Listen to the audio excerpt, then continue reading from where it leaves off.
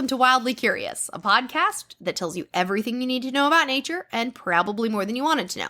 I'm Laura. And I'm Katie, and today is going to be our final episode of Bog Banter, things found in bogs. Bog Banter. Bog, NPR, Bog Banter. Yeah. They always say everything's so soothing. So, yes. Just like the Cave Chronicle guys, we've been doing these mini episodes just in between the seasons until our next season will start. Just so you guys can kind of, I don't know, hear about some cool things found in bogs. Yeah, we're helping you scratch that curiosity itch. Of just, 'tis the season for bogs? Bogs. Like, 'tis the season. All right, so the one I'm going to be talking about is also not a body. So we've had the bog, good Lord, bog butter. Sounds like can't talk. And then we had Laura's Frankenstein bodies. Then we had my Tolan man of perfect preservativity, if that's a word. And then we had your pickled dinosaur brains. Pickled dinosaur brains. And today we're going to be talking about the Gundestrup Cauldron. Like a cauldron, like a bowl. Oh, that was gonna be. I saw that. I didn't read anything about it. Yes, but when I was looking for cool things found in bogs, I saw this, and this was my backup. Yes, this is a cool one. So again, not a person and an object. It was a massive silver cauldron buried in a Danish bog. Dude, you find that and you put it right the F back. Are you kidding me? Right? That was my thought. Like, you should not mess with it. Pull a silver cauldron out of a bog. Right? What are you doing? Right?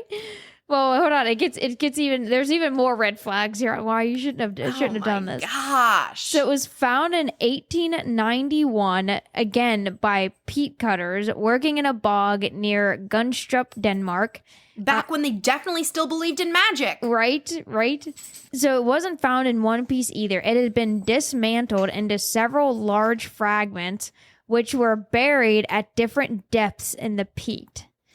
This deliberate placement suggests that whoever buried it wanted to ensure it stayed hidden or perhaps protected. Right? Why? This is what? Right?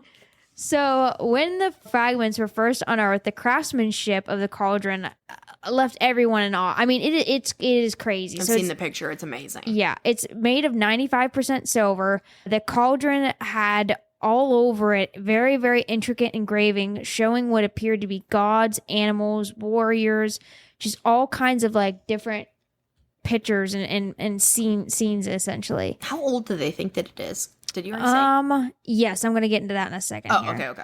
So what made this even more interesting? They think it was thought to be dated between 200 BC to 300 AD.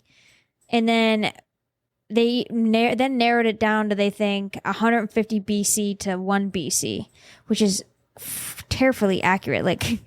1 BC. 1 year before Jesus. I actually don't think this is the cauldron that I saw. I think there actually might be another cauldron that somebody has found somewhere else, which is even more terrifying. Terrifying, yeah. Let's see here. It was a very unique style. It didn't match any known Danish craftsmanship at the time. Archaeologists quickly realized that this was likely made from somewhere far from Denmark, perhaps southeastern Europe, in a region known today as Bulgaria or Romania.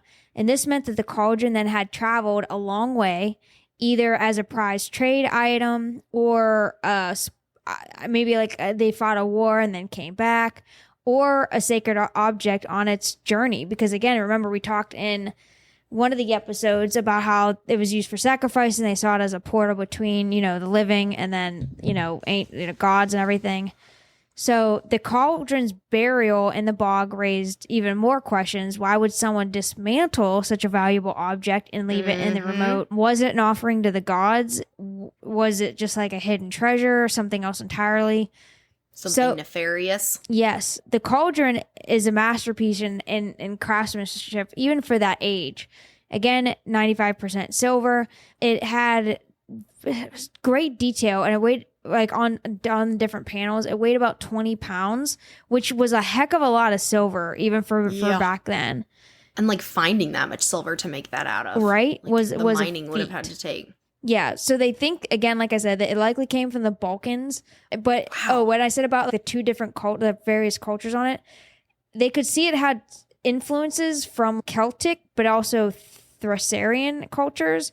So the Thracian, I think is how you say it, is from that Bulgaria, Romania, or present-day Bulgaria, Romania, like that area. So it was found in Denmark, but it had Celtic and then this Thracian through Bulgaria, Romania, northern Greece area influence totally on the different. art. So it was like a weird combination of two completely different areas. Which almost then makes you think, like, was it a marriage thing? Yeah, or like what the heck? Or they were saying like a unification piece? Yes. Or like yeah. So it had 13 panels. And also, like, is like a pretty random number. Right. Like a magic number. Right. It had a circular base, all covered with, like I said, with carvings. Some of the images depicted gods, animals, warriors, mythical creatures, some of which appeared to be engaged in ritualistic or otherworldly scenes. One is an image with a horned god. Oh, yes. This is the cauldron that I saw. Okay. With the thing with it, like, he's got, like, antlers. Yes. Yeah. They possibly think that he's the Celtic deity Cernos, I guess, but he's seated Swearnos or whatever. Yeah. So he's seated cross-legged and surrounded by animals.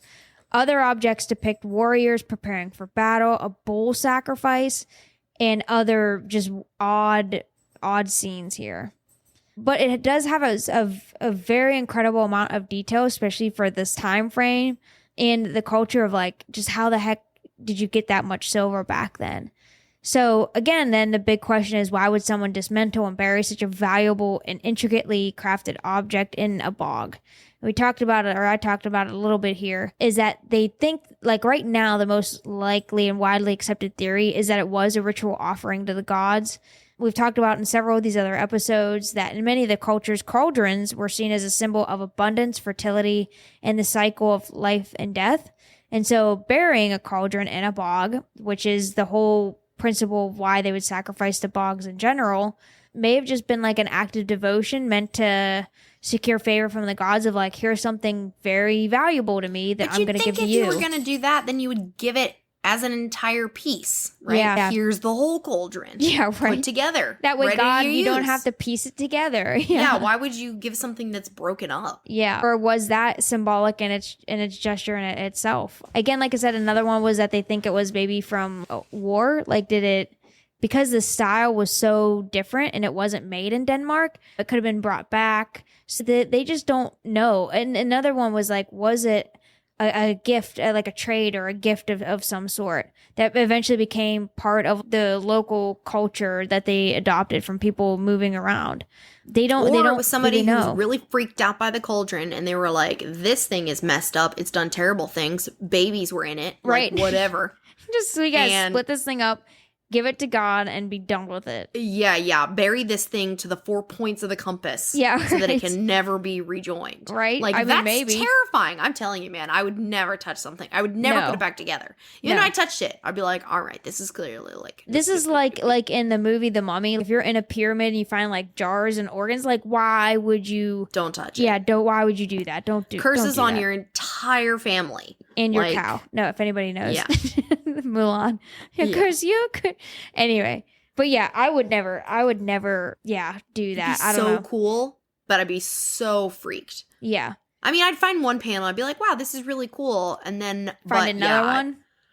Then I'd be like, yeah. Once you're like, oh, okay, nope, not putting in that final piece, that 13th piece. It's so weird. It's like a weird... But then also, too, the fact that you've gotten, like, whoever had to take it apart, like, you don't just, like, take apart a cauldron, a silver cauldron. You know what I mean? Yeah. It just doesn't, like, snap apart easily. You're not, like, popping pieces together. It's like you had to, like, hack it up. Cut it up. Yeah. That's why it makes me think, right, it was very intentional. I mean, obviously it was intentional. But like, right, for what reason? For what reason, yeah. Yeah. Crazy.